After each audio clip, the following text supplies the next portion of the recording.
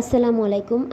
আজকে রান্না করতে করতে আপনাদের সাথে একটা গল্প শেয়ার করি। তো একটি গ্রামে একজন লোকের ছিল 7টি বউ। তো শাশুড়ি নাকি ওনাদের 7টি বউকে দিয়ে সারাদিন অনেক কাজ করাতো, কিন্তু দিন শেষে তাদের ঠিকমতো খেতে দিত না। তো 7টি বউ প্রতিদিনই নদীর ধারে যেত পানি আনার জন্য।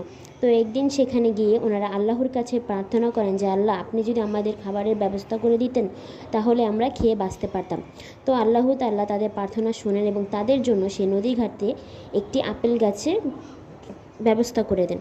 তো প্রতিদিন সেই ছেলের বউরা সেখানে যেত পানি আনতে এবং সেখান থেকে আপেল খেয়ে আসতো। তো এরকম চলতে থাকে। একদিন শাশুড়ি আর ননদ খেয়াল করে যে তাদের দিন দিন স্বাস্থ্যের খুবই উন্নতি হচ্ছে। তো ননদ বলে যে মা, আমরা তো ওদের ঠিকমতো খেতে দিই না, কিন্তু তারপরও দিন দিন কীভাবে ওদের স্বাস্থ্য বাড়ছে। তো একদিন শাশুড়ি বলল যে চলো আজকে ওদের পিছু পিছু যে আমরা দেখবো যে আসলে ওরা নদী ঘাটে গিয়ে কী করে। তো তারা পিছু পিছু নদী ঘাটে চলে যায় এবং যে দেখে যে সেখান থেকে 7টি বউ